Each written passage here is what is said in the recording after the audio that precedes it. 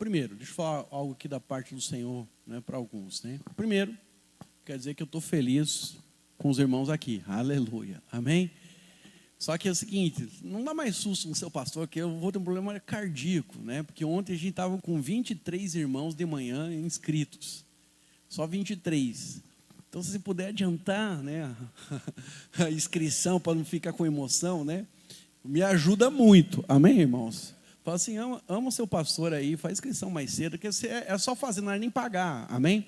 O pagamento, quem não fez, se por acaso você não fez, o Luiz, o nosso tesoureiro, vai estar na valia no final, você faz na valia lá com ele, você pode passar na maquininha, pode fazer o Pix e manda o comprovante para ele. Amém, irmãos? Caso não fez. Mas, quero dizer que eu estou feliz aqui com os irmãos, mas que eu estava assim meio apreensivo, eu estava, né? Falei, se a gente tiver com 30, vamos fazer com 30, se a gente tiver com 90, como que a gente, né, tem o número de inscritos, vai ser com 90 também, em nome de Jesus. Amém, irmãos?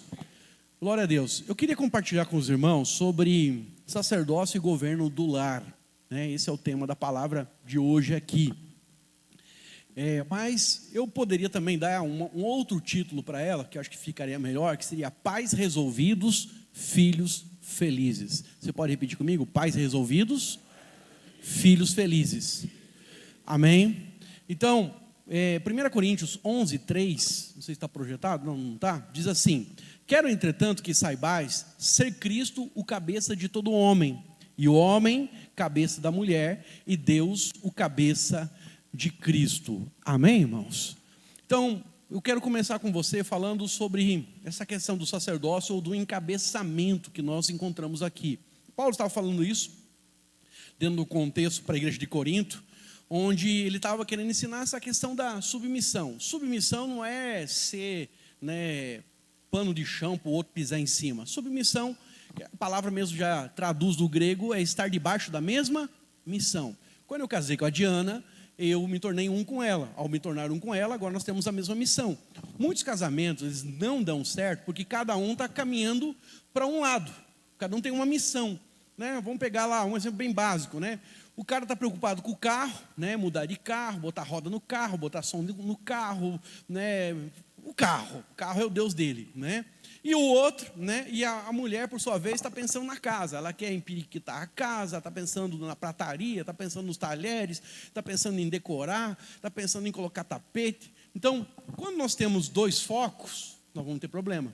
Então, quando Deus nos fez um, né, na aliança do casamento, nós agora precisamos estar debaixo da mesma missão.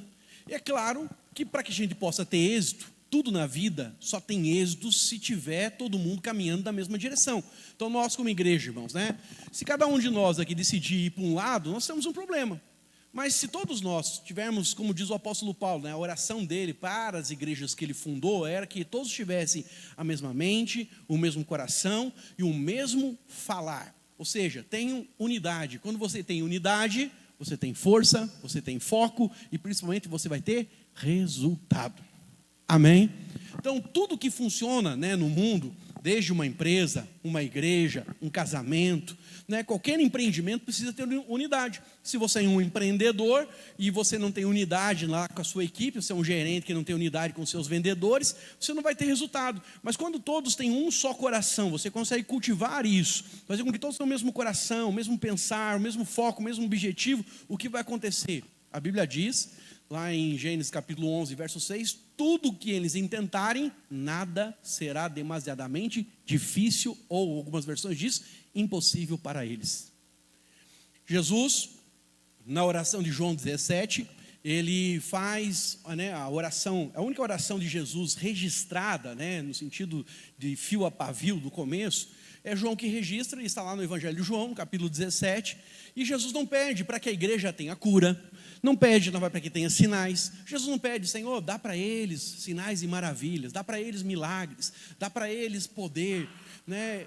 A oração que Jesus faz para que os seus discípulos tivessem algo da parte do Pai, ele diz, que eles sejam um como eu sou com o Senhor, para que o mundo creia que eu estou no meio deles.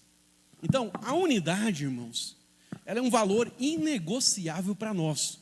Tudo que tem unidade prospera. Você pode repetir comigo? Tudo que tem unidade prospera.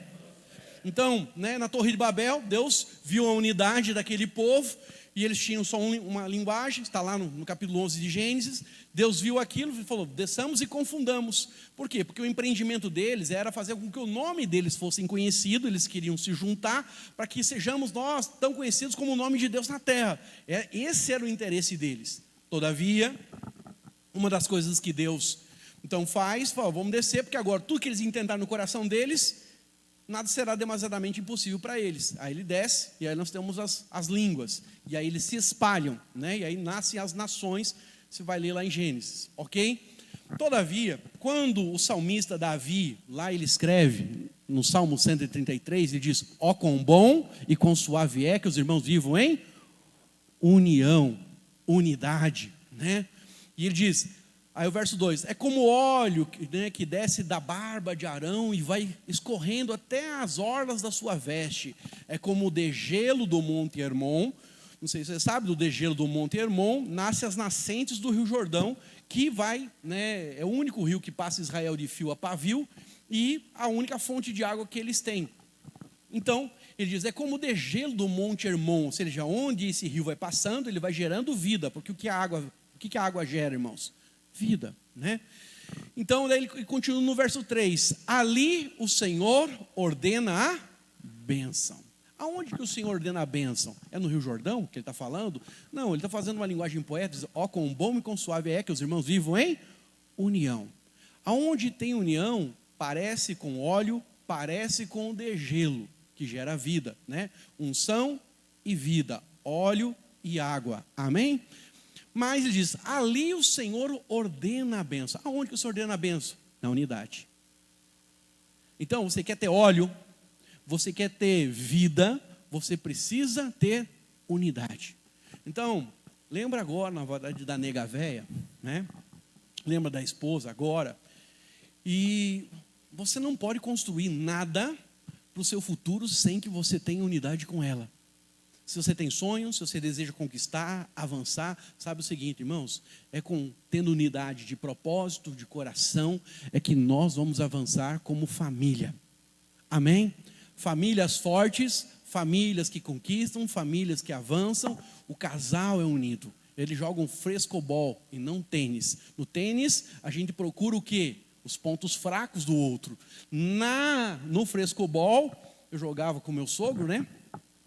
Na praia, os irmãos já jogaram frescobol, que é aquela raquete de madeira com uma bolinha de bets, né? De borracha, e aí você fica jogando aquela bolinha, só que você não joga para dificultar, você tenta devolver o mais fácil possível para que o seu companheiro de frescobol, né, possa, na verdade, rebater a bola. Por quê? O objetivo é rebater a bola ali. Vamos bater o recorde de 50, fazia isso com o meu sogro, né? Vamos fazer 50, meu sogro. Agora vamos fazer 80, agora vamos fazer 100, agora vamos fazer 200. Eu já fiz 320 e os quebrados, né? E aí o que acontece? Então a ideia é você colaborar com o outro. No casamento, nós estamos para colaborar. Amém, irmãos?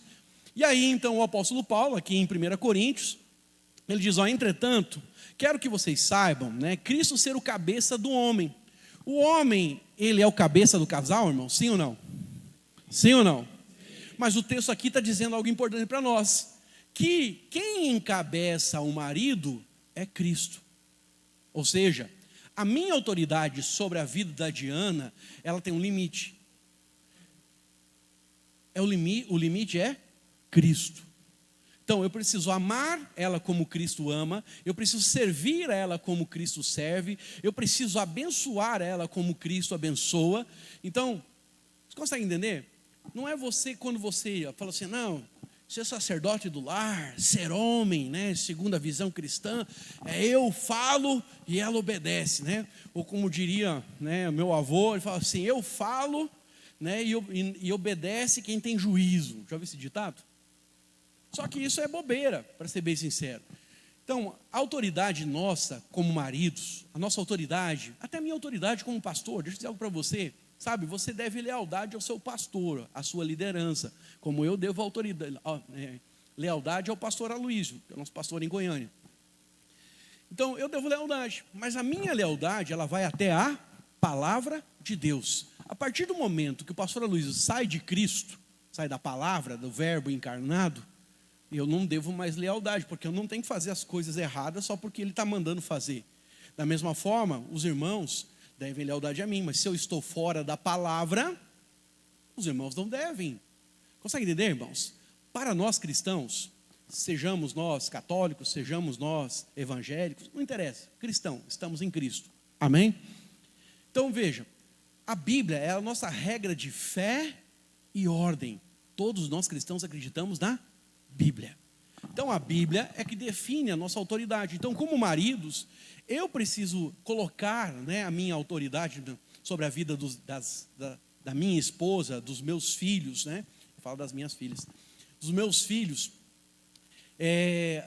dentro, na verdade, da conformidade daquilo que está com a palavra. Amém? Fala assim, a Bíblia é a minha regra de fé e ordem. Amém? Ou seja, ela define a minha fé e ela decide também como é que eu ajo. Ela é o limite. Se está fora, eu estou fora. Então nós não temos uma autoridade cega. A nossa submissão não é cega. Amém, irmãos? E entenda o seguinte, há uma diferença entre ser submisso e ser subserviente. Os irmãos sabem a diferença de um para o outro? A submissão é quando eu estou debaixo da mesma missão, mas existem limites, e o limite está claro que é a palavra de Deus. Amém? No caso de um contrato, eu fiz um contrato profissional com alguém, então aquele contrato, ele é os limites. Existem as cláusulas ali contratuais, então aquilo é meu contrato de trabalho e eu vou até ali.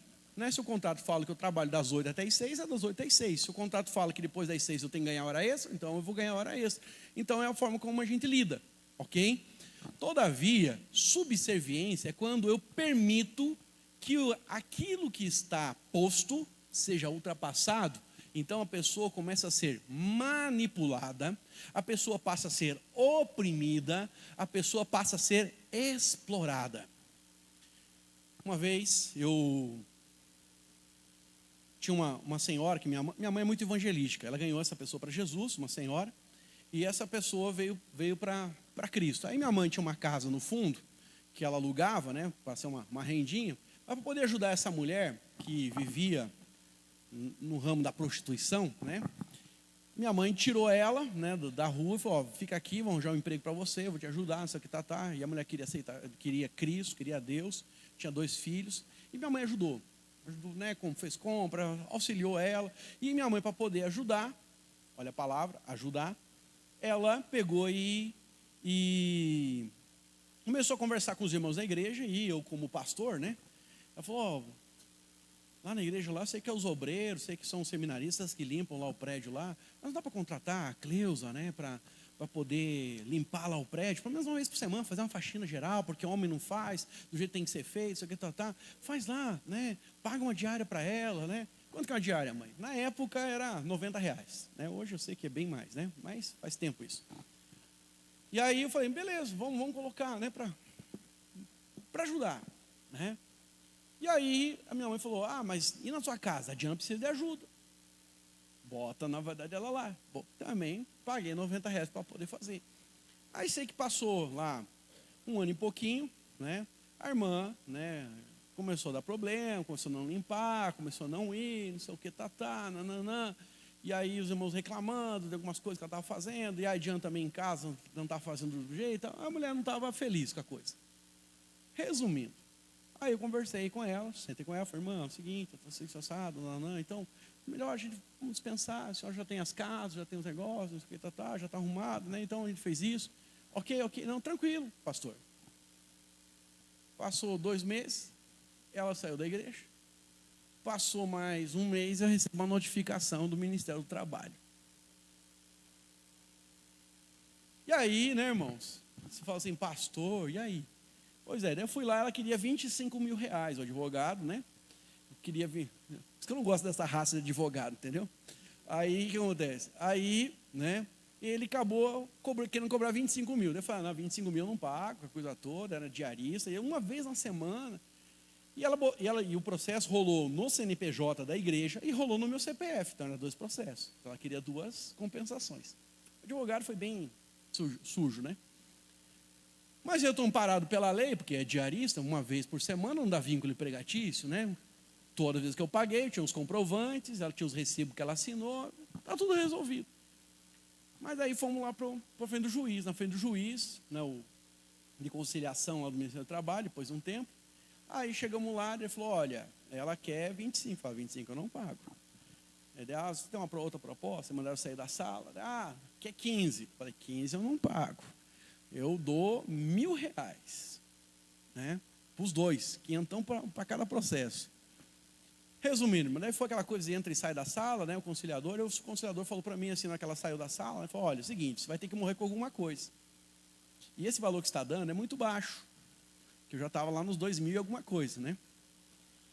Então, pastor, como diz ele, acerta uma bandeira dessa situação aí, porque você sabe, se pode ir para o tribunal e o juiz pode dar ganho de causa para você.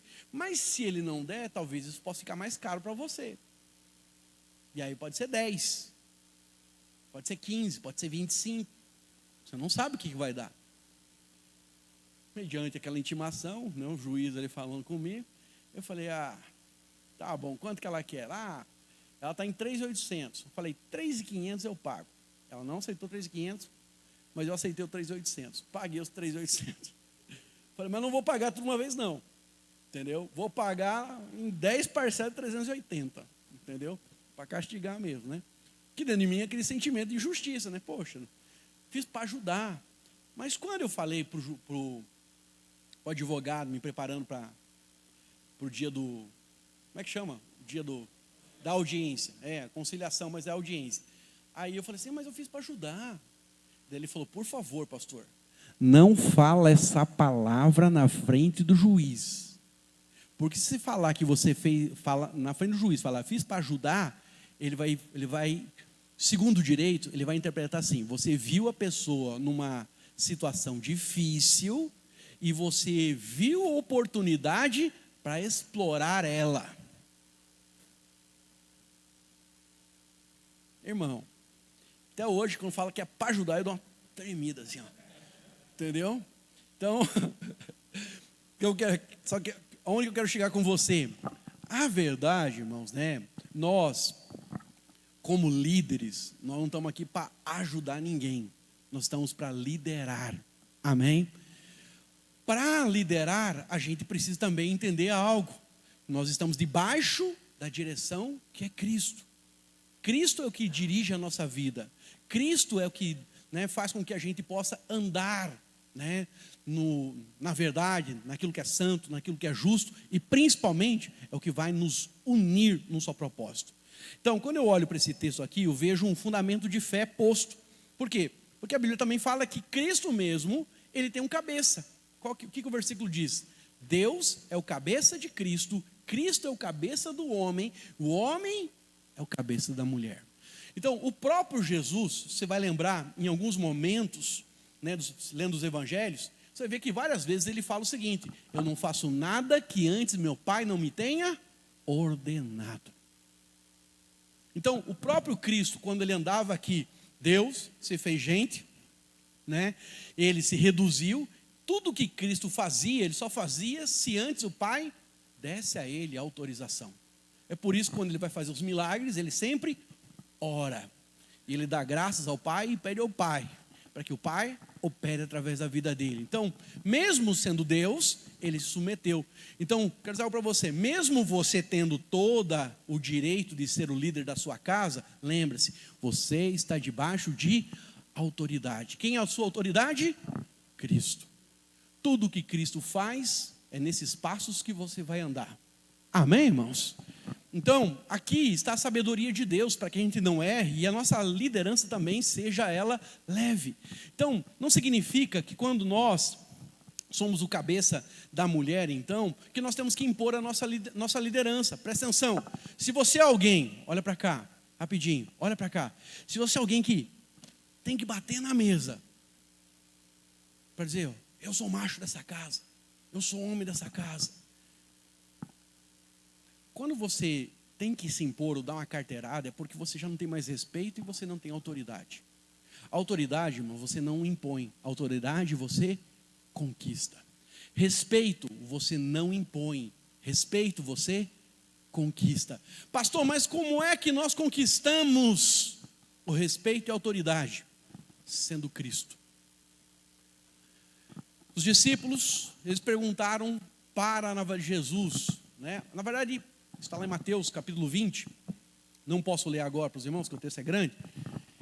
Mas os discípulos estavam andando com Jesus e eles estavam querendo saber quem que ia ficar, porque na cabeça deles o reino de Jesus era para aquele momento, ia ser um reino político e não um reino espiritual. Eles não entenderam ainda o ministério de Jesus. E aí então a mãe de um deles chega no meio daquela confusão ali deles querendo disputar espaço, né? E pergunta: Senhor, será que o meu filho João, o meu filho, né, Tiago, não pode um sentar à sua direita, o outro sentar à sua esquerda? Jesus então, sabendo que ia no coração dos outros 10, ele pergunta: vocês podem beber do cálice que eu vou beber? Do que Jesus estava falando? Da morte, do sofrimento dele. E todos eles sofreram. E aí eles falaram: podemos. Não sabia o que estava pedindo, né? Aí ele falou assim: certamente bebereis, mas quem vai sentar à minha direita e à minha esquerda não compete a mim, mas compete ao Pai. E aí ele dá a fórmula de como você é exaltado no reino de Deus. Ele diz: quem quiser ser o maior, que sirva todos, ou o menor, dependendo da versão. Ele fala: olha, lá entre os reis, lá entre os políticos, lá entre as autoridades, eles são paparicados. Você pode ver, se alguém tem autoridade nesse mundo, tem um monte de, me perdoe o palavreado, é meio chato, mas eu vou falar aqui, puxa-saco, né? Tem um monte de puxa-saco, né? Lá no Paraná a gente fala batavo, né? Batavo é de leite, né? Indústria de leite. Então os leiteiros, né? E aí o que acontece? Então, o cara na verdade é puxa-saco. Então você vai ver que essa situação vai acontecer lá no mundo. Mas aqui na igreja, em nome de Jesus, na videira, amém, irmãos? Quem quiser ser o maior, sirva a todos. Porque quem nega servir, não pode receber autoridade. Então, pastor, como é que eu recebo autoridade aqui na igreja? Servindo. O que mais serve, certamente vai ser o irmão mais reconhecido entre nós e também vai ser aquele que vai liderar entre nós. Por quê? Porque nós queremos uma liderança que seja parecida com Cristo, que sendo Deus, Filipenses capítulo 2, verso 5, sendo Deus, esvaziou-se de si mesmo, tomou a forma de servo. Não foi homem, foi servo. Presta atenção, Jesus sendo Deus, ele não veio na forma de homem, ele veio na forma de servo. Servo é uma palavra bonita hoje no português, mas lá no original pode ser servo ou escravo. Escravo é alguém que não tem direito. Então Jesus, quando ele se esvazia, ele não vem para ser servido, ele vem para servir, ser escravo, não tem direito. Irmãos, a Bíblia diz que ele se esvaziou, não usurpou ser igual a Deus, antes tomou a forma de homem, e aí então Deus o exaltou, dando a ele um nome sobre todo nome, até que um dia toda língua confesse, todo joelho se dobre diante do nome de Jesus. Um dia, todo joelho, toda língua, de todos os reis e autoridades vai ter que se dobrar, vai ter que reconhecer: Ele é o Rei, Ele é o Senhor, Ele é o leão da tribo de Judá. Amém, irmãos? Então veja que coisa poderosa. Então a autoridade você conquista servindo. Então o que você precisa fazer em casa para ter autoridade com seus filhos? Sirva. Mas não é servir para ser bobinho, é servir para ser exemplo. É servir com propósito. Já vamos falar isso daqui a pouco, né? Servir com um propósito. Por quê? Porque o pai está na vida da família, irmãos, para conduzir essa família para Deus. Amém, irmãos? Até uma vida santa, até uma vida reta, até uma vida honesta, até uma vida no propósito de eles conhecerem a Deus. Agora olha para cá. Quando preparava essa palavra, algo de Deus veio ao meu coração para reafirmar. Já falei isso num culto, mas eu preciso reafirmar com você. Sabe, a maioria de nós pensa o seguinte: cara, será que eu tenho sido um bom pai? Será que eu sou um bom pai? Será que eu tenho atingido esse objetivo de ser um bom pai? E a gente pensa que ser um bom pai, né, Rodrigo, é dar uma boa escola, boas roupas, dar, na verdade, para o filho, né, a melhor comida. Tem a ver com coisas materiais, mas essa é uma visão muito mundana. Não é uma visão espiritual. Segundo a Bíblia, ser um bom pai, ser um sacerdote, é você, segundo o Salmo 78, passar o bastão da fé para os seus filhos. Lá no tribunal de Cristo, quando nós vamos prestar conta das nossas obras, não da salvação, porque a salvação é uma coisa que já está definida, amém, irmãos? Todo aquele que crê no Senhor Jesus será salvo. Então, uma vez salvo, está resolvido, amém? Uma vez filho, filho para sempre, amém, irmãos? Todavia, entretanto, nós vamos ser julgados as nossas obras, para receber recompensa, o galardão ou não, né? Que aí a Bíblia chama isso também de disciplina. Mas presta atenção, no dia que eu e você nos apresentarmos diante do Senhor, o que o Senhor vai pedir não é se você conseguiu, quando teu filho fez 18 anos, o Tiaguinho, e você deu para ele a sua EcoSport para ele, né, apresentando 18 anos. Não é se você conseguiu pagar a faculdade dele. Né, tudo isso é bom. Se você puder, faça. Amém, irmãos? Mas não pode ser o centro. O centro, segundo o Salmo 78, é você contar aos seus filhos os sinais, as maravilhas, a bondade do seu Deus, a fim que seu filho o conheça. Conheça quem? Jeová, Yahvé, Deus, amém? Jesus. Então, o conheça. A partir do momento que ele conhecer e ele tiver a sua fé, você cumpriu a sua missão de pai. Dali para frente, irmãos, mas meu filho escolheu tal caminho. Irmãos, mas você passou o bastão da fé. Uma vez que a palavra foi plantada no coração, acredite em mim, ela vai germinar em algum momento. Ela não volta vazia, ela vai cumprir o propósito. Amém? Então, eu sei que às vezes a sua esposa, né? Infelizmente a esposa às vezes está na vida da gente para acusar a gente, né? Às vezes o diabo senta na calçada para aprender com a sua esposa, né? Como acabar com a sua vida, né? E elas falam palavras que nos machucam, palavras, né, que nos diminuem, palavras que fazem com que ele fique condenado. E aí a gente acaba, né, acreditando naquelas palavras, porque é alguém que a gente considera, que a gente ama. Mas eu estou falando para você, quem te ama, o Senhor está dizendo, o seu propósito como pai é passar o bastão da fé. Amém, irmãos? Leva os seus filhos à presença de Deus. Leva os seus filhos a Deus. Faz com que eles tenham experiências com Deus. O seu maior investimento é fazer com que a vida deles possa ir nessa direção. Porque se eles estiverem em Deus, eles não vão escolher as drogas, eles não vão escolher as maus amizades, eles não vão escolher o pior casamento. Se eles fizer uma escolha e casar com a pessoa errada, eles vão lutar pelo casamento, e aí Deus vai poder operar para transformar a realidade daquilo que era insípido como água, para se transformar em vinho. Consegue entender? Deus é a solução para tudo. Então, se você leva o seu filho a Deus, ele tem tudo. Mas não adianta você dar tudo externo para ele, mas o interno não está preenchido. Então, como sacerdotes, como homens de Deus, nós precisamos entender claramente, né, que essa é a nossa missão. E como vamos levar? Servindo, amando, protegendo. E aí eu entraria aqui, né, claramente para você, dizendo algo, né, que o diabo, ele, na maioria das vezes, ele quer destruir essa questão da sua imagem como pai, né? Essa imagem como sacerdote. Então, eu diria para você, o selo da autoridade de alguém está em sujeitar alguém que é maior. Então, sujeite-se a Cristo. Amém, irmãos?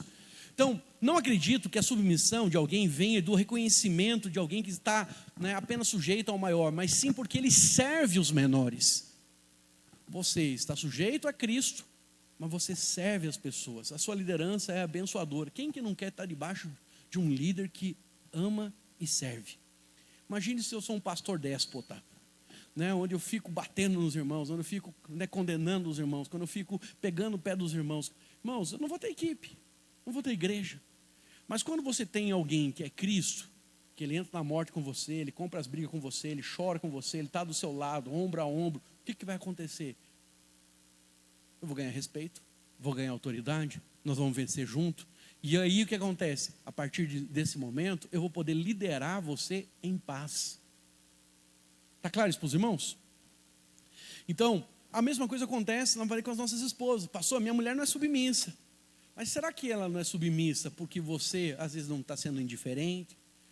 Talvez você não está servindo como precisa servir. Pastor, mas eu sou solteiro. Então guarda isso para quando você casar. Está ouvindo, Davi?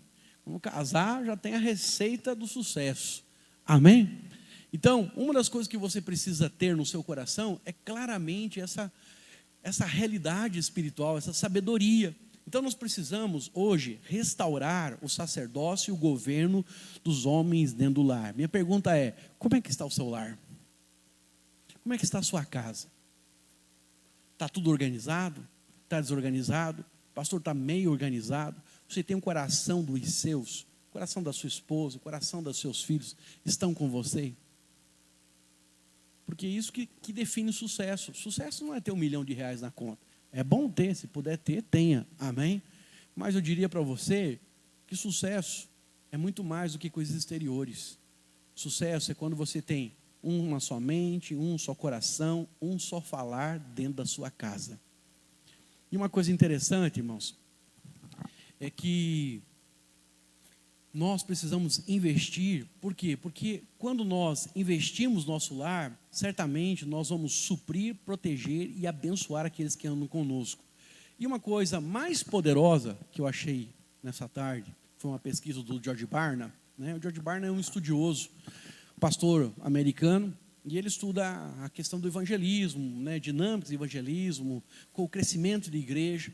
E aí esse George Barna, né, que é um estudioso, ele fez uma pesquisa, né, para levantar entre as igrejas americanas como é que as pessoas vieram parar, né, dentro da igreja, como é que elas converteram, né?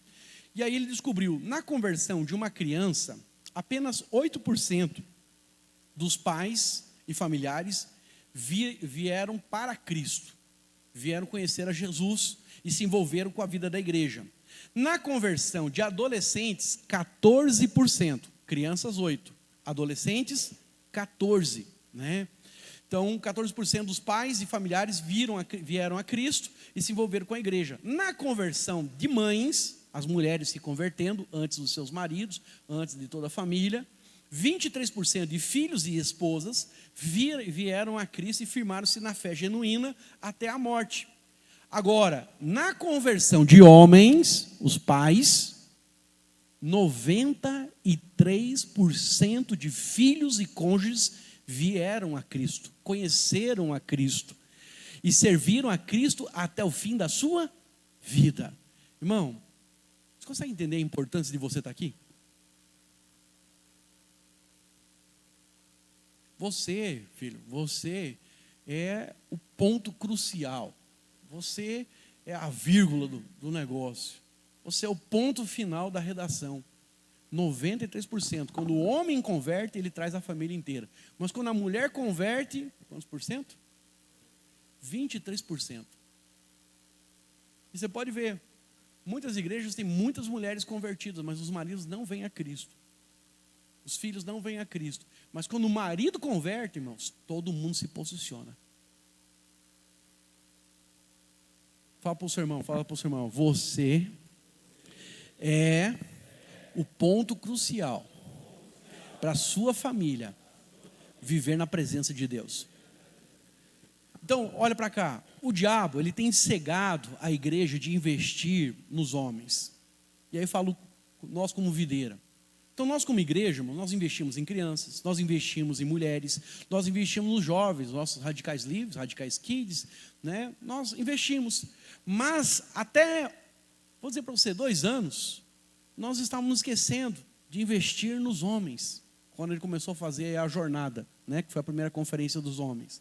Então, quando Deus desejou salvar a humanidade, presta atenção, isso aqui é teológico e bíblico, foi Deus tratar com quem? Com uma mulher ou com um homem? A salvação da família sempre começa com o homem. Então veja, quando Deus vai trazer o dilúvio, quem que ele chama para conversar e fala que era para construir a arca? A gente nem sabe o nome da mulher de Noé. Noé salva ele, salva a esposa, salva os filhos, os 3 filhos, Sem, Cão e Jafé, e as esposas deles. Sim ou não, irmãos? Está lá. Quando Deus começa um propósito, Deus chama Abraão, não chama Sara, chama Abraão. Quando Deus vai trazer salvação, Ló, você lembra de Ló, separa de Abraão, e ele vai, né, armando tenda até o momento que ele está lá dentro de Sodoma. Você lembra de Sodoma e Gomorra, eram cidades pervertidas. Aí Deus diz que, o texto diz que o pecado chegou às narinas de Deus, Deus queria trazer juízo sobre eles, ia mandar fogo do céu, o enxofre, né? E aí naquele momento, Abraão entra na intercessão, e aí, não, se tiver uma família lá, eu mando salvar. E aí então, o anjo vai lá e fala com quem? Fala com a mulher de Ló? Fala com Ló. A salvação da casa de Ló veio por meio dele. Quando Paulo está lá em Filipos, ele está começando a igreja, né, a igreja da carta aos Filipenses, está lá em Filipos. Você lembra que ele é preso, vai parar numa cadeia, e quando ele está na cadeia, e tem um terremoto, cai as algemas, né, e o cara pensa, cara, fugiu todo mundo, vão me matar, para não que me crucifiquem, não ter uma morte horrível, vão me matar. Deve ter pensado isso, mas o texto diz que ele ficou tão desesperado, o carcereiro, que ele pegou uma espada e ia se lançar contra ela. Aí Paulo diz, homem, não faça isso, estamos todos aqui. Naquela hora, aquele homem cai de joelhos, se prostra diante de Paulo e fala, o que eu faço para receber esse Jesus? Ponto. Vamos fazer uma vírgula aqui, um parênteses, só para você entender. Esse cara queria aceitar Jesus. O texto não diz que Paulo tinha pregado, mas o texto diz que ele estava cantando. Esse homem, talvez, nos dias que antecederam, ouviu Paulo pregar. Certamente, os estudiosos creem nisso. Segundo, Paulo apanha açoitado lá, as costas estão feridas, né, estão abertas, porque ele apanhou de chicote. E aí, naquele momento, ele está cantando e adorando a Deus. Ele vê a fé daquele homem. Quando não vai acontecer aquilo? Ele fala, homem, estamos todos aqui. Aquela hora ele falou, cara, que isso? Aí ele se entrega. O que Paulo diz para ele? Um versículo poderoso. Crê no Senhor Jesus e será salvo tu? Irmãos, olha para cá. Eu acredito que Deus coloca um crente, Deus coloca um cristão dentro de cada família que não conhece a Deus, para que esse cristão clame por essa promessa dada pelo apóstolo Paulo. Se você crê, não só você, mas você e a sua casa servirão ao Senhor. Olha que coisa poderosa. Então, se temos crentes em cada família espalhada, clamando, Senhor, se tu disse, se eu cresce, eu e minha casa serviremos ao Senhor. Todos os taquedas vão conhecer a Jesus. Todos vão se render. Se clamarmos a Deus por essa promessa. Então, a salvação começa com você, irmão. A obra já começou porque você é salvo. Amém, irmãos? Mas todavia, entretanto, uma das coisas que nós precisamos ter no nosso coração, então agora é o entendimento da importância da nossa figura. E é por isso também, uma vez que nós temos notável figura, no sentido de definição, de salvação, de propósito, né, de direção para a nossa família, você também começa a pensar e perceber que lá no mundo, como o mundo ele exalta a imagem da mãe, e sempre ridiculariza a imagem do homem. Já reparou? Pega um seriado americano, irmãos. Pega um seriado americano. Sempre o pai é fraco. O pai é o bobão. O pai é o tonto. O pai, na verdade, né, o que sempre a mãe está mandando nele. É o paspalho. É a palavra certa, né? Então, assim, se você olhar, a mídia sempre vai, de alguma forma, né, de forma... até brincaria assim, até de forma poética, esculhambar com a figura paterna e sempre exaltar a figura materna. Não é assim? Só a partir de agora que estou abrindo seus olhos, você vai começar a olhar os programas, ver o que os seus filhos estão assistindo, desde um desenho até... Mas para você ter os seus olhos abertos, eu separei alguns exemplos aqui. O Fred, lembra do Fred Flintstone? Como é que é o Fred? A Vilma é a esperta, é a trabalhadora, né? O Fred é o paspalhão, ele sempre está tomando dura do patrão, ele sempre está chorando para a Vilma, né? Ele sempre está batendo a porta, porque ele é o temperamental, né? Ele é o nervosinho, ele grita, né? Não é igual criança, Vilma! Lembra disso? Seu Madruga, vamos lembrar do Seu Madruga. Alguém assistiu Chaves aqui, irmão? Assistiu Chaves? Eu assisti todas as temporadas, mais de 8 vezes, eu acho, na minha infância, né, e adolescência. Seu Madruga, ele é o único homem da Vila do Chaves. É o único homem. O resto é criança, né? Os personagens são crianças e as mulheres. E aí tem lá o Seu Barriga, mas ele não é da vila. Tem lá o Girafales, mas também não é da vila. Mas o homem que vive na vila é o Seu Madruga. Então é o único homem da vila. Ele é quem apanha das mulheres. Ele não define nada. Ele é medroso. Quando aparece o cobrador de impostos, né, ou de aluguel, melhor dizendo, ele manda a filha resolver, atender. E o Dino, lembra do Dino? Eu lembro quando eu era criança, chegava da escola, e aí já ligava a TV lá na TV Globinho, nem lembro qual que era, né, o programa que passava. O Dino lá, querida, cheguei, né? Família dinossauro, né? Aí acontece. Aí a mãe, né? A mãe, ela decide tudo dentro de casa, lá na família dinossauro, né? Juntamente com o filho, juntamente com a filha, que também é esperta, né? E o pai é o bobão. É o tonto. Até o bebê, o baby, passa a perna nele. Não é, mamãe? Pá, com a panela na cara, né? Os Jetson, lembra dos Jetson, irmãos? Cara, esse aqui foi antigo, hein? Então, os Jetson lá, que mostra o futuro, né? Que falar no celular, lembra disso? Eu gosto do Jetson porque, cara, isso é de 80, né? O desenho é de 80, de 70, sei lá, e aí já falava no relógio. E hoje, a gente não voa em carro ainda, né? Mas a gente já fala no Apple Watch, né? No Samsung Watch, né? Mas o Jetson, a esposa é a mulher que é firme. Agora ele é o boão, inseguro, né? Tanto no trabalho como em casa, ele é o ser que é desprezado pelos filhos, todo mundo passa a perna nele. Então, você precisa entender que ao ridicularizar a família, a imagem do pai, melhor dizendo, o diabo, irmãos, ele quer afetar também a nossa imagem de Deus. Biblicamente, a forma como nós lidamos com o nosso pai, figura paterna, também nós podemos perceber a forma como nós lidamos com os nossos pais.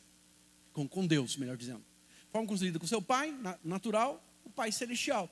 Se você confia no seu pai terreno, você vai ter maior confiança, maior fé em Deus.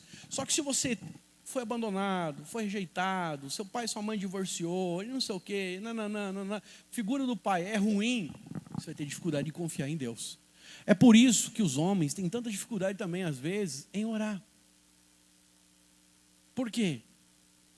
Não é o nosso caso, em nome de Jesus, amém, irmãos?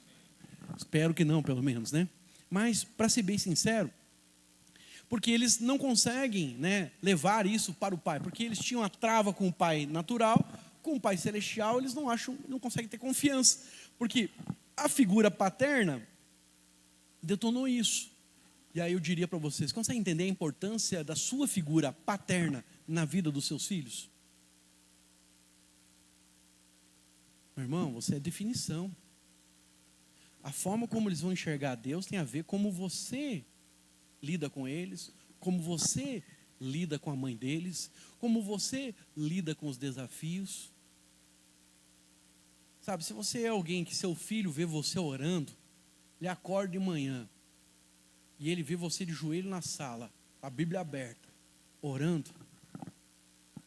Falo para você, essa é uma imagem que não vai sair da mente do seu filho. E quando ele passar por luta, sabe o que ele vai fazer? Ele vai dobrar o joelhinho dele, vai abrir a Bíblia para ler e vai buscar a presença de Deus. Irmãos, palavras nos tocam, mas o exemplo tem o poder de arrastar. Tem mais poder.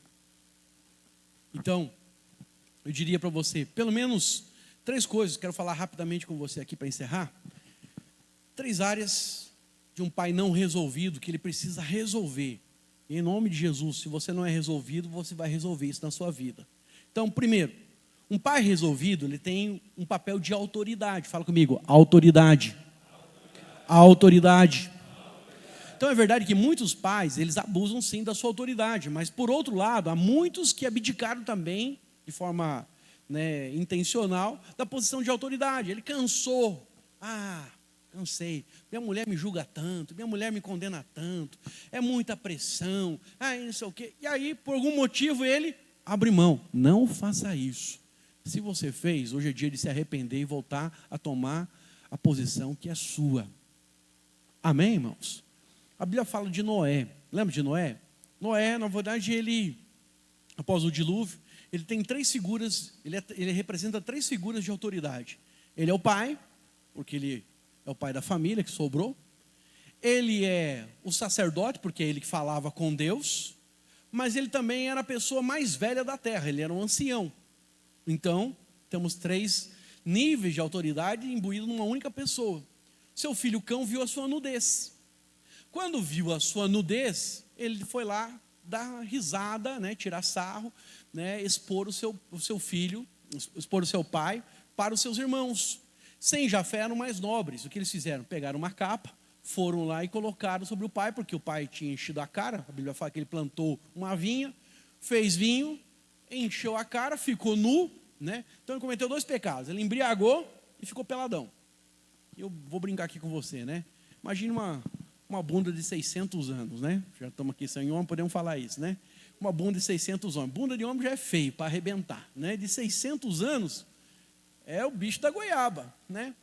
Mas seus filhos foram nobres, apesar de ver um negócio talvez cômico, talvez na verdade feio para arrebentar, eles foram lá e cobriram o pai. Ele tinha pecado, ele embriagou e ele ficou nu. Mas mesmo sem, sabe, mesmo tendo pecado, melhor dizendo, o que Noé fez? Ele castigou o filho. Olha para cá, presta atenção. Não importa se você errou no passado e hoje, por causa dos seus erros, suas más escolhas do passado, você diz para mim assim: pastor, eu errei e agora eu não tenho mais autoridade. Agora, né, sabe, me sinto culpado. Irmão, seu passado está na cruz com Cristo, foi apagado, você foi lavado. Amém? Mas assuma a sua autoridade. Qual foi o problema de Davi? Davi, ele tinha adulterado. E quando ele adultera, e aí os seus filhos, né, você vai lembrar de Amon e Tamar, Amon vai lá e, né, violenta lá, seduz ela e abusa da bendita da Tamar. Ela achava que ele ia casar com ela, mas ele só usou ela. E Absalão fica bravo com aquilo, quer ver a caveira do irmão, mas Davi não faz nada. Por que Davi não faz nada, irmãos? Porque Davi carregava dentro de si a culpa. Eu fiz algo. O que a graça de Deus te habilita? A graça de Deus te habilita o seguinte: se você errou, se arrependeu, aceitou a graça. O que é a graça? A graça não é provisão para você pecar. Graça é provisão para você. Se você errar, Deus te levanta de volta, se você crê no favor dele. O nosso Deus é o Deus da segunda chance. E olha que coisa poderosa. Noé, quando ele amaldiçoa seu filho, né, que ele fala que vai ser errante, que quando ele for vai ser perseguido, que a coisa toda, a Bíblia fala que Deus aceitou. Mas ele tinha pecado. Mas Deus aceitou. Porque se tem uma coisa que Deus zela, meu irmão, é pela autoridade. Vou te mostrar um outro exemplo de autoridade. Eli, ele torna-se sacerdote de Israel. Deus falava com quem? Deus falava com Eli. Mas de repente, para ser bem sincero, faz 40 anos que Deus não fala com Eli. Então Eli era um profeta de sucesso ou um profeta falido, irmãos? O que você acha? Falido. Porque, cara, se tem um sacerdote que é para falar com Deus, mas ele não ouve mais a voz de Deus, tem um negócio que está errado. Só que ele era o cara, ele era o representante. Deus não falava com ele. Mas nós temos Ana, 1 Samuel, que está lá amargurada, porque ela queria filhos, não tinha filhos, e aí a outra mulher ela já tinha 10 filhos, e ela, né, sempre sendo humilhada. Chega um dia que Ana, ela vai para frente do altar, leva o sacrifício, chora, se arrebenta de chorar, amargamente, intensa diante do Senhor, pedindo um filho, faz um voto com Deus. Eli, vendo ela, ali era umas 9 horas da manhã, vendo ela, pensa que ela está embriagada, fala: mulher, embriagada desde cedo, né? Recomponha-se, né? Ela levanta e fala: não, meu senhor. Ela trata com honra o profeta que era falido. Falido está por minha conta, tá, irmãos? É só para poder dar mais um pouquinho de cor aqui, no sentido para você entender o contexto da história. Então, como ele não ouvia, parece que ele não tem mais autoridade. Mas, não, meu Senhor, a tua serva só está amarga de espírito, porque Deus não tem dado filhos a ela. E eu estou pedindo isso a Deus. Naquele momento, o que aconteceu, irmãos? Eli fala, quando ela tratou com honra, né? Não, meu Senhor. Opa, Senhor. Né? Imagina, ele até arrumou a roupa ali naquele momento de sacerdote. Disse, conforme a tua fé, vá e Deus concederá. O que aconteceu um ano depois? Ela engravidou e elas estavam um ano depois com um filho nos braços. Presta atenção em algo aqui poderoso. Aquele homem que parecia que não tinha mais favor na vida dele, mas uma vez que ele assumiu a sua posição e liberou a palavra teve efeito. Então, irmão, não importa se Deus não está falando com você não mais. Mas quero dizer para você, isso não muda a sua posição. Tu tem autoridade dentro da sua casa. Não importa se você fez alguma coisa, não deixe o diabo te acusar e tirar a sua autoridade. Sabe? Arrependa-se, né, diante do Senhor, creia na graça, na segunda chance e comece a liderar hoje a sua família. Porque se você não liderar a sua família, o mundo lá fora está liderando. Então, o homem está na família para poder dar o quê? Propósito. Fala comigo, propósito. Então, sabe, a sua autoridade, ela existe para isso. Então, muitas pessoas, elas estão servindo a Deus dentro de uma igreja, mas mesmo assim elas têm dificuldade, sabe, de pedir até mesmo orientação para Deus. Por quê? Porque elas têm uma figura paterna ruim e por isso elas não conseguem ter intimidade com Deus. Irmãos, esquece a figura do seu pai e fala para Deus, Deus, me dá a imagem correta da sua paternidade. Eu quero orar, quero ter intimidade e eu preciso levar a minha família à sua presença. Irmãos, você recebeu da parte do Senhor, lá no Éden, Adão recebeu, Gênesis 2:8, ele recebeu autoridade para cuidar e guardar. Fala comigo, cuidar e guardar. Então, nós temos que cuidar e nós temos que guardar a nossa família. Guardar a sua casa é guardar das ervas daninhas, né? Lá no Éden, né? Que são as pequenas coisas que vão se instaurando na família. E você, às vezes, por não estar atento que você tem que guardar, você deixa passar. Fala comigo. Existem 2 demônios que agem com mentira. Sabe qual é o nome desses 2 demônios? O não dá nada e o nada a ver. Sabe? O diabo, na verdade, ele adora colocar isso na sua boca. Seu filho está assistindo coisa que não deveria assistir. Você fala, não dá nada. Está com uma amizade que você sabe que não é boa. Nada a ver. Sabe, quando você começa a relativar o pecado, relativar o que está errado dentro da sua casa, o diabo já entrou com a mentira na sua mente. O não dá nada e o nada a ver já possuiu você. Estou brincando, né? Só uma ilustração. Mas você consegue entender, irmãos? Para com essa história de não dar nada e nada a ver. O que seus filhos estão assistindo? Quais são as amizades? O que eles estão falando?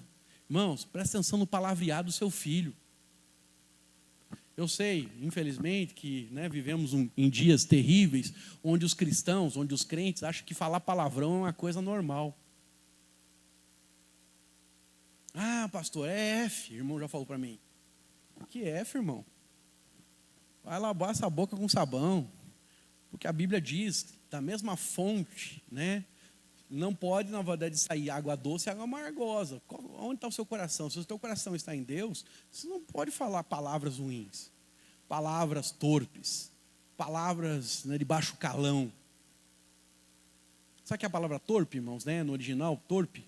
Torpe é palavra fedida, né? Era peixe podre no mercado. Aquilo era torpe. Né? A torpeza era, na verdade, o resto dos peixes, das vistas dos peixes que estavam apodrecendo no mercado. Então, peixe é um negócio fedido, e agora imagina um negócio apodrecendo. Então, torpe, quando alguém fala, não combina com a identidade dela. Tu é luz, tu é rei, tu é príncipe, tu é homem de Deus. Então, você não pode falar. Aí, como você diz, não dá nada esse negócio de palavrão, pastor, nada a ver esse negócio. Aí seus filhos falam, e nós temos um problema. Na frente dos outros, na sua frente, e aí não tem mais respeito. Irmãos, Lá na sua casa tem que ensinar seu filho a falar sim, senhor, sim, senhora. Lá em casa eu chamo Samuel. Não tem que, é senhor. E ele tem 21 anos. E se falar que, falei, como é que é? E se não falar na segunda vez, eu vou lá no quarto conversar com ele. Você pode perguntar para ele, está lá atrás. Por quê? Porque dentro de casa tem que ter respeito. Então, já aconteceu, tanto da Sara como do Samuel, desrespeitar a Diana por algum motivo lá, querer discutir com a Diana. Eu já saio do escritório, já vou criar um tanque de guerra para cima. O que você está falando aí, Piá? O que você está falando aí, guria? Ninguém mexe com a minha rainha. Desrespeitou a minha esposa, desrespeitou a mim. Fala isso para mim, para ver se dente engessa. Estou brincando aqui, exagerando, dando cor mais uma vez, tá, irmão? Mas a verdade é que, como eles sabem que se mexeu com a mãe deles, mexeu comigo, porque no final da história, irmão, Sara e Samuel vão casar e esses pombinhos vão voar. Sabe quem vai ficar? Eu e a Diana. Mas se eu deixo meus filhos respeitar a minha esposa, aí é casa dividida. Casa dividida não prevalece. Consegue entender isso? Então, fala para o seu irmão, você é autoridade para cuidar da sua casa. Fala, cuida da sua casa, irmão. Amém? Então, cuide com seus filhos, assistem, cuide com seus filhos, estudam, cuide com o palavreado, cuide com as amizades, cuide como que eles lidam com a autoridade da mãe deles. Amém? Guarda a visão que Deus te deu. Amém? Cultivar, cultive amor, perdão, quebrantamento, louvor, adoração. Irmão, você é autoridade para instituir um dia lá na sua casa, fazer um culto. Que tal você fazer um culto no lar? Toda segunda-feira, hoje eu não consigo fazer, né? Hoje eu tenho feito domingo de manhã. Domingo de manhã, junto com o pastor Aloysio, pego as crianças, todo mundo acorda cedo, se eu não marquei café, não marquei um negócio, aí eu estou lá na frente da TV. O louvor, eu e as crianças vão cantar. A palavra do pastor Luiz, nós vamos ouvir. Até porque eles estão aqui para tirar, na verdade, fotos, às vezes, estão envolvidos com a mídia. Sabe, você precisa ter um culto no lar. Cria um culto. Pastor, mas eu não sei pregar. Irmão, fala o que você sabe. Pega um texto da Bíblia e fala o que você sabe. A Bíblia diz que no abrir da sua boca, Deus vai te colocar as palavras que são a razão da sua fé. Amém? E é falando que você aprende. Entendeu? Então faz o louvor lá, separa isso, um dia da semana. Quem sabe, né, você sair até mesmo para ir num parque da cidade. Falei, vamos fazer um culto no parque da cidade. Nós vamos fazer lá um negócio lá, mas nós vamos ler a Bíblia aqui juntos. Nós vamos orar aqui juntos. Será que isso vai ficar na mente do seu filho? Será que vai ficar isso na mente da sua filha? Será que a sua esposa não vai passar a respeitar mais você se você assume a posição de sacerdote na sua casa? Oh, irmão, vai ser poderoso em nome de Jesus. Amém? Proteção. Pais resolvidos são protetores. Fala para o seu irmão, você precisa aprender a proteger a sua casa. Então, proteção, irmãos, tem a ver com você guardar, né? Com você cuidar, né? Você ser a pessoa de confiança, o fiel da balança, em nome de Jesus. Preciso adiantar aqui o meu tempo. Em terceiro lugar, você precisa também ser o sacerdote. O sacerdote é aquele que vai conduzir a presença de Deus à vida dos seus filhos.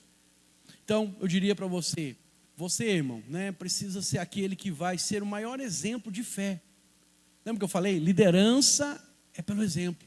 Seus filhos precisam ver você orar. Seus filhos precisam ver você adorar. Seus filhos precisam ver você cantando louvores. Quando você senta na mesa, você precisa ensinar a Bíblia para eles. Quando você vai fazer uma refeição, né, o Gabriel daqui a pouco vai ser paizão, né? Vai ser o pai mais fresco da videira Taguatinga, né? Mas hoje ele não tem um filho lá, mas sabe, irmãos, vai comer, vai almoçar junto. Primeiro, se por acaso lá na sua casa é assim, um come na frente da televisão, outro come no quarto, outro come não sei o quê, cada um come no horário. Lá em casa não. Almoço, irmãos, todo mundo come junto. Café, porque daí cada um tem um horário para chegar, né? Daí tem uma outra rotina, uma outra dinâmica. Mas se puder, nós vamos comer junto. Está todo mundo em casa? Come junto. Antes de comer, a gente não é crente cachorro. Né, Milton? Né? O Milton me cobrou esses tempos atrás, que eu brinquei com ele, mas só brinquei porque eu lembrei do nome dele. As irmãs foram cobrar dizendo que ele não orava antes de comer. Mas não é isso, não. Mas para ser bem sincero, irmãos, vai comer? Ora, irmão. Pega na mão da nega véia. Pega na mão dos seus filhos. Dá a mãozinha ali, os 4, os 5, os 10, né? Então, e você ora abençoando o alimento, abençoando a família, abençoando a igreja que você pertence. Lembra de mim também, se puder, amém? Lembra do pastor Aloísio, mas ora abençoando. E isso vai marcar a sua família. A minha filha estuda num colégio público, aqui em Brasília. E uma coisa que ela tem lá umas 8 amigas. Elas acham a coisa mais esquisita, todo dia a gente, como família, almoçar junto. Segundo, almoçar junto e orar antes de comer. Só que elas não falam mal, elas falam com admiração, porque nenhuma das 8 amigas, das 8 Maria que anda com ela, tem, na verdade, família estruturada ou pai presente. Irmãos, os dias são maus. E a forma de você conservar com sal a sua família é você protegendo, cuidando, sendo sacerdote da sua casa, em nome de Jesus. Quantos recebem a palavra? Vamos ficar em pé?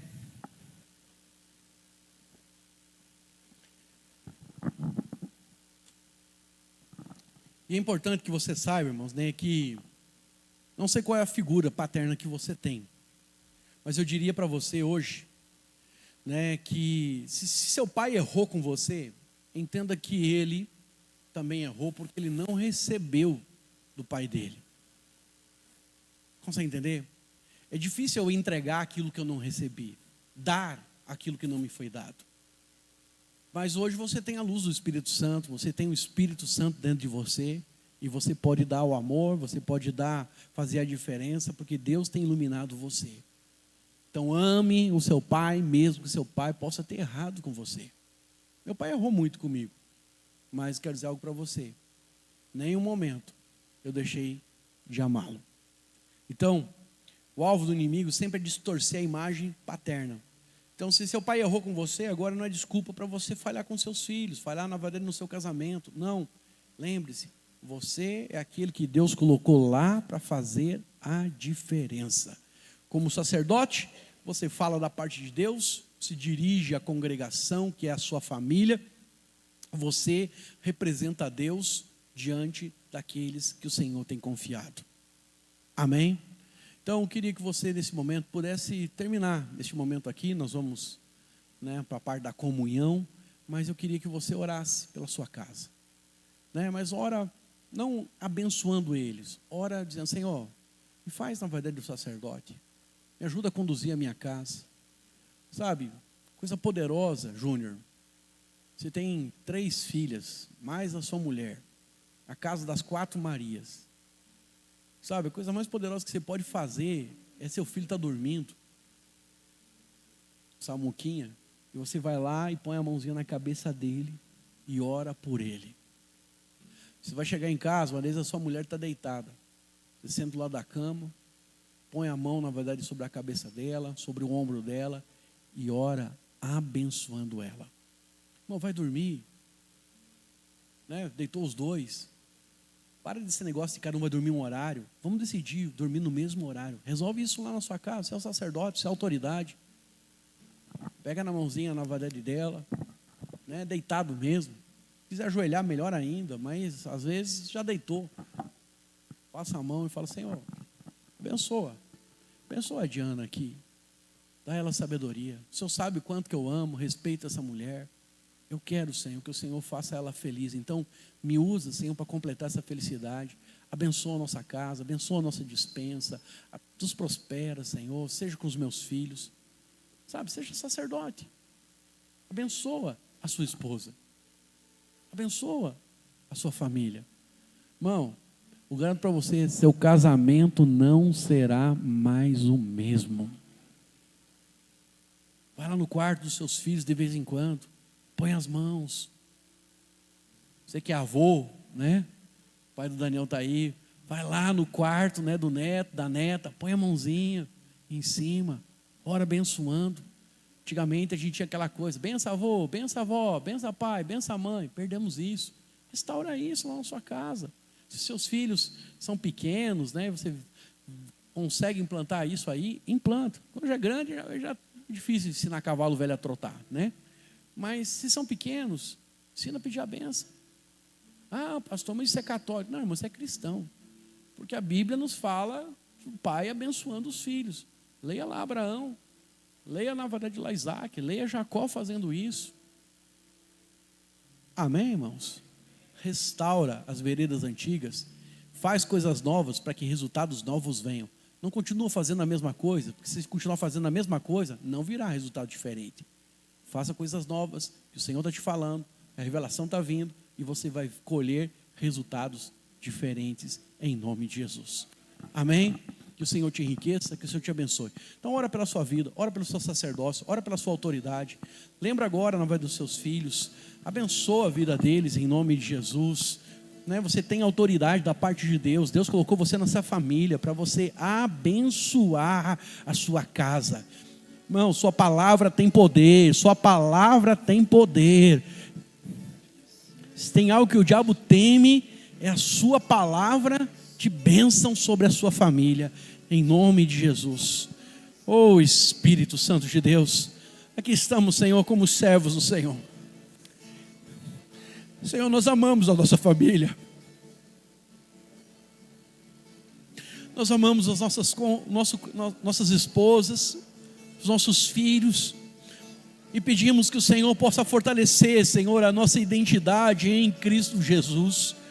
Pai, dá autoridade aos meus irmãos, que eles não tenham medo, que eles não sejam intimidados, ó Deus, mas antes eles possam fluir com ousadia, e que as palavras, ó Deus, que eles lançarem em oração, em bênção sobre a casa deles, ó Deus, traga a diferença, faça a diferença, produza frutos de glória para o teu nome, Senhor.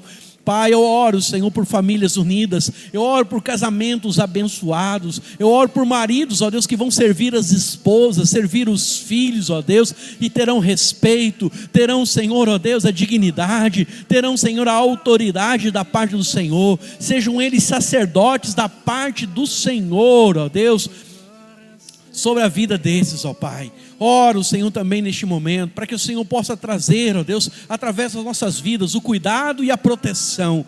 Senhor, que possamos proteger os nossos filhos de todos os danos, de todas as paixões, ó Deus, deste mundo, Senhor. Tudo aquilo que pode desviar, Senhor, aqueles que são, Deus, tão especiais para nós, nossos filhos, nossas esposas, ó Deus, do propósito eterno. Pai, nós oramos agora, Senhor, e clamamos ao Senhor. Pai, em nome de Jesus, dá-nos, ó Deus, visão espiritual, discernimento para aconselhar, para falar, para ensinar, ó Deus, para poder servir, ó Deus, com a palavra de vida àqueles que o Senhor tem nos dado, Senhor. Nós oramos agora, Senhor, e pedimos ao Senhor a tua bênção sobre nós como igreja. Amém, Jesus. Põe a mão sobre o seu coração, feche seus olhos e fala assim: eu declaro, a minha vida está nas mãos do Senhor Jesus, e eu desejo, eu quero ser usado como canal de vida, de proteção, de segurança, de sacerdócio sobre a vida da minha família, sobre os meus filhos, sobre a minha descendência, sobre a minha esposa. Em nome de Jesus, eu declaro que eles são selados, guardados pelo Senhor, e eu recebo sabedoria, entendimento para dar ensino e conselho àqueles que andam comigo, em nome de Jesus. Amém, amém. Deus abençoe você em nome de Jesus.